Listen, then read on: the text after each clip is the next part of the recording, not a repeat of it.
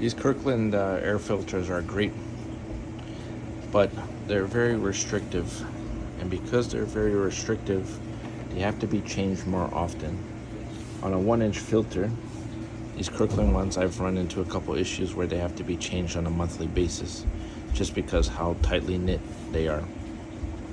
If you do want to use a Kirkland brand, because it's a good price, you should change your filter every year.